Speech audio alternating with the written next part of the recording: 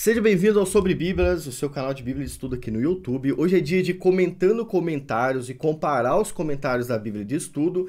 E o tema é a volta de Jesus. Quando é que Jesus vai voltar? Bom, 2024 tá estranho pra caramba, todo mundo tá com medo do que vai acontecer. Muita gente querendo que ele volte agora, algumas pessoas falando em arrebatamento de 5 a 10 anos. E a gente já não sabe mais o que vai acontecer. Claro que todo mundo quer que ele volte hoje, né? Você quer que Jesus volta hoje? Bota aqui nos comentários o motivo, tá? E aí, é o que aconteceu. Vocês escolheram 3 Bíblias de estudo para a gente fazer aqui uma comparação dos comentários e decidir qual é a melhor.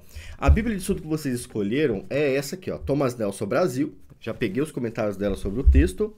Bíblia de estudo Nova Almeida Atualizada, tá aqui, né? E a Bíblia de estudo da Fé Reformada. Foram as mais votadas aqui na aba comunidade. Você já sabe, né? Você participa ativamente do canal, escolhendo o que vai acontecer ali na aba comunidade. Então se inscreve no canal e fique esperto no que vai acontecer lá. O meu texto está aqui na tela, Mateus 24, versículo 29 e 30. Eu vou ler ele antes com você e a gente vai passar direto para os comentários. Vamos ver quem se dá bem aqui no nosso vídeo de comparação. Eu tô com a folhinha aqui onde eu vou anotar as notas e você pega a sua folhinha também, bota suas notas e coloca nos comentários depois, tá? Pra gente saber o que vocês acharam aqui dos comentários delas. Ó, o texto diz o seguinte: e logo depois da aflição daqueles dias, o sol escurecerá, e a lua não dará a sua luz, e as estrelas cairão do céu, e as potências dos céus serão abaladas. Então aparecerá no céu o sinal do Filho do Homem, e todas as tribos da terra se lamentarão e verão o Filho do Homem, vindo sobre as nuvens do céu com poder e grande glória. Um texto de Jesus, onde ele fala aqui que logo depois da aflição daqueles dias ele vai voltar. Mas não vou dar minha opinião agora, vou dar minha opinião no final, tá? Antes vamos ver o que as Bíblias falam. Eu vou começar aqui pela Thomas Nelson, tá? De estudo. E ela tem um comentário grande até. Eu fiquei até surpreso com a quantidade de texto que ela vai trazer para esse versículo. Agora vamos ver se esse texto vai ajudar. A gente já pegou aqui casos onde há muito texto e pouco esclarecimento. Eu não sei se é esse o caso da Thomas Nelson, mas vamos ver o que ela fala. Ela ajunta, antes de partir para o comentário do 29 e do 30, ela ajunta o texto do 29 até o 51 em um único quadro de texto, né? Deixa eu ver aqui até onde ela vai. 29 aqui até o 51. Pega todo o texto, né? Até todo o texto. E aí ela faz um comentário introdutório a essa parte e depois ela comenta os versículos separados. Mas nessa introdução, que a gente tem que ler, né? Ela fala o seguinte: os versículos descrevem o retorno de Cristo. Imediatamente, no versículo 29, pode sugerir que a tribulação daqueles dias, próximos à destruição do templo em certo sentido, continuam no decorrer da história até a segunda vinda de Jesus. Então, calma aí. Ele está falando que aquilo que começou lá no segundo templo vai continuar até a volta de Jesus. É isso que ela está falando aqui. Interessante, faz sentido, porque continuou mesmo, né? Ou talvez, agora uma outra visão, ou talvez o sacrilégio terrível do versículo 15 será reencenado, não é reencarnado, tá? Em uma escala ainda mais terrível pouco antes do retorno de Cristo. Também interessante essa visão aqui, né? Acerca daqueles que nos últimos dias virão, acerca daqueles que nos últimos dias virão da grande tribulação, em Apocalipse 7,14. Interessante. De qualquer forma, Jesus se move agora para além dos acontecimentos que circundam o seu retorno em glória. Estes são os sinais do fim, 29 até o 35. Mas o dia e a hora continuam desconhecidos, 36 ao 51. É interessante saber que a gente fica falando sobre quando Jesus vai voltar, mas realmente ninguém sabe quando ele vai voltar. Então a gente não pode estipular o prazo, então, como muita gente faz, né? Muita gente erra falando, ó, esse ano, no dia X vai ter o arrebatamento. Aí chega nesse dia e não há nada, né? Nem chove. Então olha só, é interessante você ter em mente que mesmo que a gente deseje a volta de Jesus, mesmo que a gente fale sobre isso o tempo todo, a gente não sabe quando ele vai vir. Então pode ser amanhã, pode ser de 5 a 10 anos e pode ser daqui a 200 anos, tá? Depende da vontade de Deus. Essa introdução foi boa, que ela trouxe as duas visões aqui diferentes, né? Qual visão? A visão de que a grande tribulação começa com a destruição do segundo templo e termina na volta de Jesus. Eu acho essa aqui interessante. E a outra, que essa grande tribulação que aconteceu lá atrás, ela vai ser reencenada, vai acontecer mais uma vez, só que com mais poder, né? Com mais força. Eu não sei, eu acho que eu acredito que seja um misto das duas. Eu acho que as duas estão certas ao mesmo tempo, tá? Mas enfim, eu gostei desse comentário aqui, eu achei ele até bem completo, né? Agora no 24, 29, ele comenta o seguinte, ó. Linguagem apocalíptica tirada do texto de Isaías 13, 10, 34, 4. Talvez o ponto não seja que haverá cataclismos cósmicos literais, ou que o universo chegará ao fim instantaneamente. Em vez disso, a importância do que está para acontecer é tão grande que a vida, tal como a experimentamos hoje, não poderá continuar. Representa o alvorecer de um novo tempo. Não, eu acho que não. Eu não concordei, eu entendi, mas não concordei. Coloca nos comentários o que você acha desse comentário. É a primeira vez que eu vejo esse tipo de comentário, não conheço ele ainda, né? Mas eu acho que esse evento tem tanta ênfase no livro de Apocalipse que eu acho que dificilmente seria isso de forma simbólica, sabe? Ele é muito focado na literalidade nesse ponto, né? Mas não sei, é uma opção, né? Quero saber de vocês o que vocês acham. Aí no versículo 30, a Thomas Nelson comenta o seguinte: é o único lugar onde Jesus se refere ao sinal que os discípulos pediram lá no versículo 3, no início do capítulo.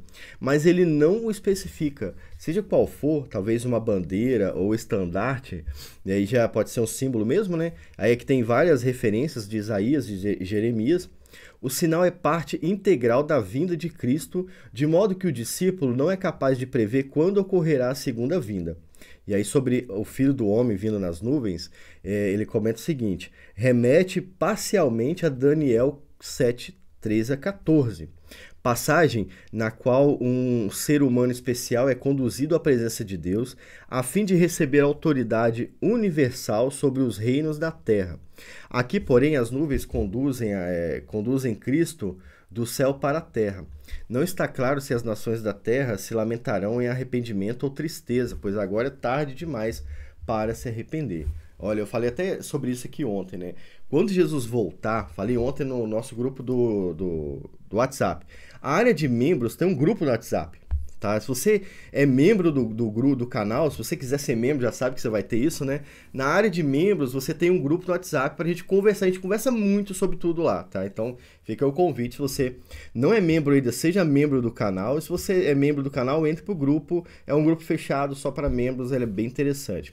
O que acontece? Quando Jesus voltar, o mundo inteiro que não creu em Jesus vai se arrepender. Já repararam nisso?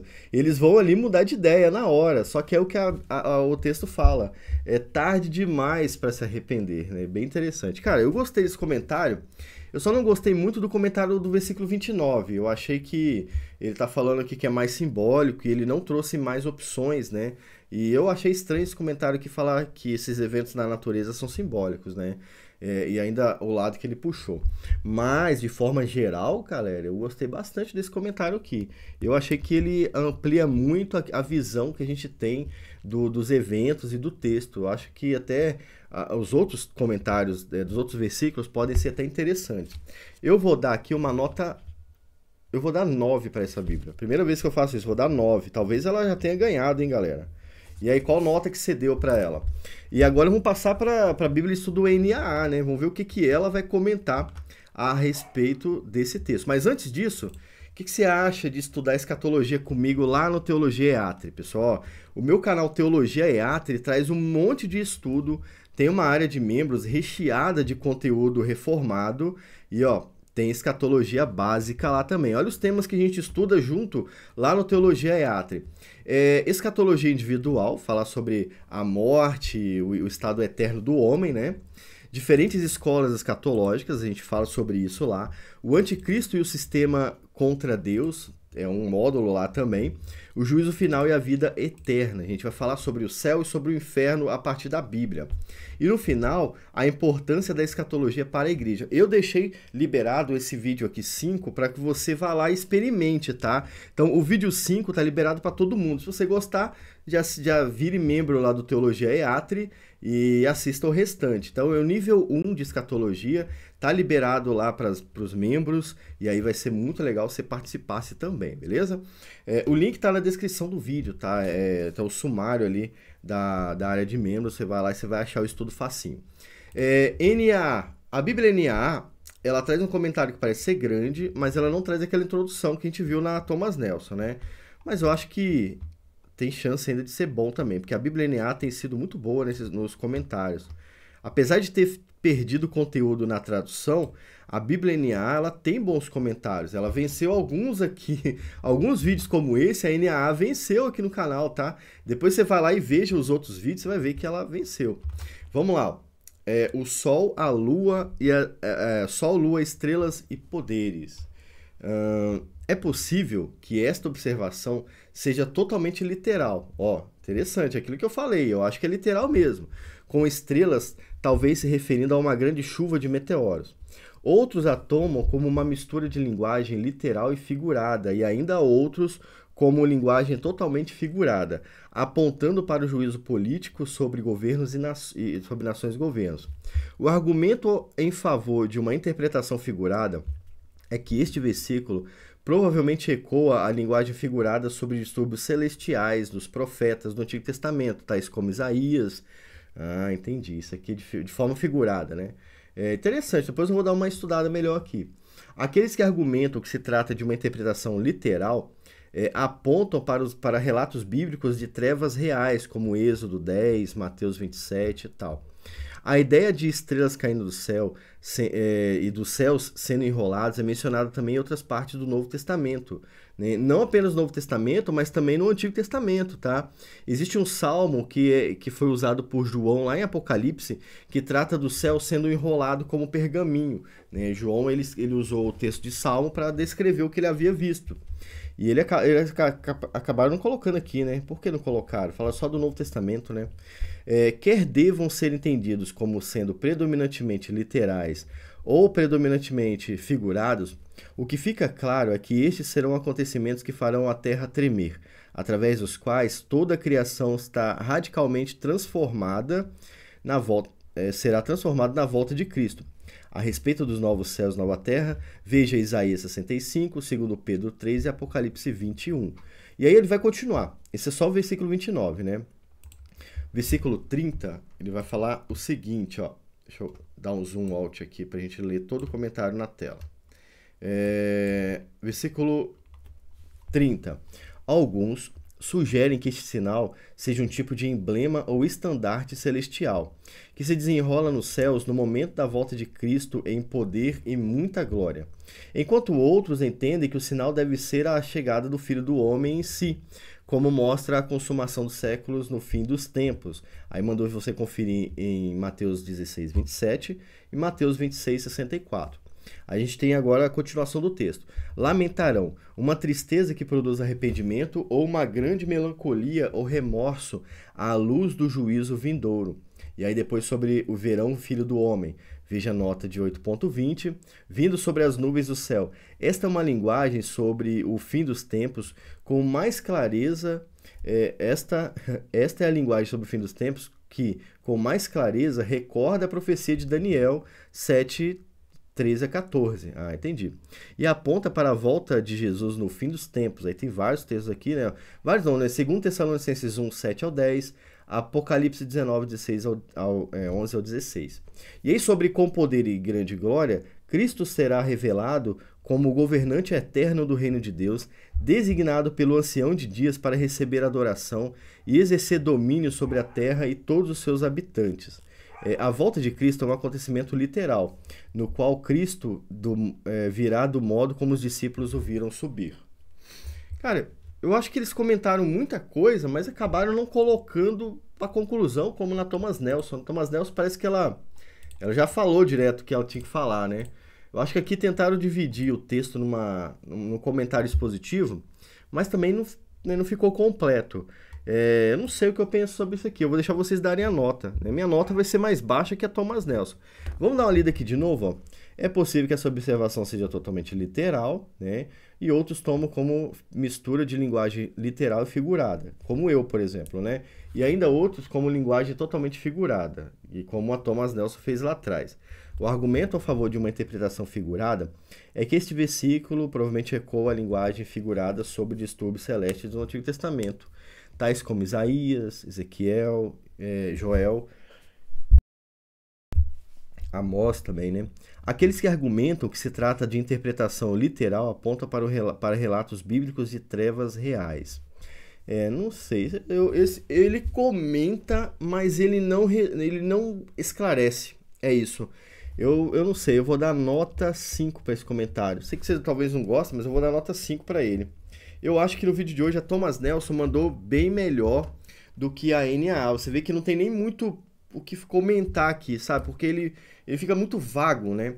Ó, a ideia de estrelas caindo do céu e o céu sendo enrolado, aqui faltou mencionar o Antigo Testamento também, Salmo, né? Que é muito importante citar Salmo também. O texto do Antigo Testamento, concordando com o Novo Testamento, é importante fazer isso, né? Quer devam ser entendidos como sendo predominantemente literais ou figurados, o que fica claro é que estes serão acontecimentos que farão a Terra tremer. Isso é óbvio. Isso é óbvio, né, o NAA? Hoje a NAA não ganhou, tá? Não sei se ela vai ficar em segundo ou terceiro lugar, mas hoje a NAA não ganhou, porque ela tentou subdividir o texto ao invés de fazer um comentário sobre todo o texto. Foi o que a Thomas Nelson fez melhor aqui, né? Vê que ela acabou comentando sobre todo o texto, até aqui no 30 ela subdividiu, mas acabou que ficou bom assim mesmo, né? A NAA hoje não perde, a NAA, sinto muito, eu acho que poucas vezes a NAA perde aqui, tá? Agora a última Bíblia é a Bíblia de Estudo da Fé Reformada, que foi o menor comentário que a gente teve hoje, foi dele, né? Ó. A gente tem aqui um comentário de introdução, como acontece lá na Thomas Nelson, só que aqui ela já reduz um pouco a introdução e fala que a introdução que esse texto acontece todo do 29 ao 31, né? Eu acho que isso aqui é mais realista, do 29 ao 31. Se voltar aqui, ó, começa com sinais, né? Cadê? Logo depois da aflição daqueles dias. Você vê que a NAA nem falou sobre a aflição daqueles dias, né? Caramba, ficou bem fraco mesmo. Começa com logo depois daqueles dias e vai aqui, ele enviará do céu os seus anjos e tal. Esse é correto. Aqui a Fé Reformada acertou. Eu acho que esse é o quadro que você tem que comentar a respeito da volta de Jesus, tá? Aqui ele já começa a falar sobre outra coisa. Jesus fala, ó, aprendei esta parábola da figueira. Então não tem a ver com os eventos que vão preceder o que ele falou antes. Ele vai falar, ó, agora vocês vão entender como acontecerão isso. Vocês vão entender quando é que vai começar a acontecer isso, né? Isso o quê? Isso que eu acabei de falar. Então, nesse caso aqui, eu gostei mais dessa referência até o 29, 31, até o 31. Até o 51, eu acho que ele já pega outros assuntos, né? Mas vamos ver os comentários agora, né? Que aquilo ali é básico. Alguns têm entendido esses versículos como representativos na derrota das forças de Satanás, a vingança do Filho do Homem e a difusão do Evangelho ao mundo inteiro, como tendo ocorrido simbolicamente na destruição de Jerusalém. Mas a linguagem do versículo 31 forma um paralelo, com passagens como 13:41, 16:27, 25:31, 1 Coríntios, caramba, várias referências, né? 15:52, 1 Tessalonicenses 4:14 e 17. Mais naturalmente, a passagem se refere à segunda vinda. Com base nessa redação, imediatamente não visa estabelecer uma data para a vinda do Filho do Homem, que contradiria 24:36, onde ele fala que ninguém sabe quando vai acontecer. Mas sim indicar que a destruição de Jerusalém está estreitamente ligada à segunda vinda nos propósitos de Deus, embora a distância temporal entre elas não possa ser discernida pelos seres humanos. Entendi. Então ele está falando aqui, talvez seja o Sproul, né, R.C. Sproul, que a destruição de Jerusalém lá no passado está ligada à volta de Jesus no futuro, né? E quem sabe, né, se a gente considerar o que Paulo fala, que o Israel de Deus é formado por aqueles que creem em Jesus, quem sabe tanto a destruição de Jerusalém no passado como a dos tempos e agora também no presente, e também dos filhos de Deus, daqueles que creem em Jesus, esteja ligado, né? Mas aqui ele não falou sobre isso, isso é um complemento meu. Aí nós temos o 24:30, Cristo mesmo, né? O sinal Cristo mesmo, ou os primeiros momentos do seu aparecimento. Né? Também não traz muita explicação. Lamentarão. O lamento das nações é uma alusão a Zacarias 12, 10 ao 12. E a vinda sobre as nuvens se refere à apropriação de Cristo como domínio profetizada em Daniel 7, 13 ao 14. Só isso que tem, né? Então, o que acontece? Eu gostei desse comentário aqui, ó, aqui na introdução. Né? Ele vai trazer as visões, né? E depois ele vai falar, olha, mais provavelmente que seja um fato, né? Cadê? Que tenha começado lá na destruição de Jerusalém. Eu achei o comentário pequeno, como você deve ter pensado, né? É um comentário pequeno também, mas eu acho que ele ainda esclarece mais do que a NAA. A Thomas Nelson hoje ninguém bateu, né? A Thomas Nelson foi a melhor. O que você achou? A Thomas Nelson ganhou para você também? Mas eu achei que esse comentário aqui, mesmo sendo menor, ele pelo menos focou em alguma coisa e esclareceu pelo menos aquilo ali, entende? Então eu vou dar nota 6 para esse comentário aqui. Eu acho que ele ganhou da Nova Almeida atualizada hoje. Caramba, quem diria, cara? A Fé Reformada ganhando da Nova Almeida atualizada. Porque embora ele tenha sido pequeno, ele esclareceu pelo menos alguma coisa, né? Porque a Nova Almeida atualizada, eu não sei, eu achei que ela ficou viajando muito, muito, muito, muito. Principalmente aqui no 30, né? Mas é claro, quem decide é você que está aí em casa, né? Agora eu vou dar minha opinião sobre o texto. Eu creio que realmente a aflição daqueles dias se refira a uma perseguição que começa lá no início e vai terminar na volta de Jesus. Lendo Apocalipse, uma coisa que os comentários acabam não fazendo, né? Quando vai comentar aqui, não usam Apocalipse como se fosse dois tempos diferentes, né? Lendo Apocalipse, você entende que as coisas vão ficar cada vez mais difíceis até a volta de Jesus. Em determinado momento vai haver uma perseguição maior contra cristãos, talvez contra judeus também. Ou talvez o contrário, talvez contra judeus e depois contra cristãos. Por exemplo, hoje no mundo vocês estão vendo uma grande perseguição dos judeus, né? Eles usam os problemas políticos para perseguir o povo judeu, sabe? É claro que existe problema político, mas o morador comum judeu não tem nada a ver com isso, né? E aqui no Brasil, por exemplo, já teve casos de pessoas maltratando judeus por causa disso. Na verdade, eles usam isso como argumento para fazer maldade com os judeus. Então pode ser que comece com esses judeus e se estenda aos cristãos. Porque se você parar para pensar, por qual motivo perseguir um judeu? Ah, porque o governo dele maltrata o Hamas. Mas o judeu não faz isso. Se estiver acontecendo, é problema do governo deles, não é problema do morador comum do judeu, né? Mas eles usam esse argumento para fazer o que quiserem com os judeus. Então, agora, quando você descobrir o motivo pelo qual isso acontece, talvez seja pelo fato de os judeus representarem aquilo que é tradicional, e o mundo odeia isso, né? Os judeus receberam a lei de Deus. Talvez quando eles descobrirem que os cristãos fazem isso também, talvez vai passar do judeu para o cristão também. E aí, dá a entender, lendo Apocalipse, que depois dessas aflições, Jesus voltará. E aí, nesse retorno, como isso é repetido demais, assim, de forma literal, e não há uma explicação para isso, ele é só repetido, mas ninguém explica, olha, não, aquilo ali é isso que vai acontecer, e aquilo é outro. Dá a entender que vai haver um último evento na Terra, como se fosse um apagão das luzes. Então, quando falar o sol escureceu, automaticamente as estrelas perdem a luz e a Lua perde a luz também, né? Então isso significa que o sistema ele será meio que desligado. Sabe quando você desliga? É como se isso fosse acontecer. E lá em Apocalipse, logo depois que isso acontece, é instituído o juízo final. Então dá a entender que essa sequência, perseguição, aflição daqueles dias, aí Jesus volta e tudo acaba e é instituído o juízo final. Então eu entendo assim, pelo menos, né? Claro que há várias opiniões sobre isso. Como eu disse a vocês, a gente tem um estudo lá no Teologia Atri sobre escatologia, a gente vai conversar um pouco melhor sobre esse assunto, mas fica aí a minha opinião a respeito do texto, tá? Agora, as notas, ó. A Thomas Nelson venceu, né? Pela primeira vez, eu acho, né? Thomas Nelson ganhou com 9, nota 9 para Thomas Nelson. A Nova Almeida Atualizada, ela não levou nem o segundo lugar, ficou com 5 aqui na minha opinião, foi extremamente fraca. E a Fé Reformada, ela ganhou assim, passou raspando, nota 6, né? 6, isso aí. É o máximo que deu para dar para ela. Eu acho que foi bem interessante conversar sobre isso com vocês. Eu vou acompanhar nos comentários agora o que você acha. O que você acha de curtir o vídeo também e mandar esse vídeo para mais pessoas?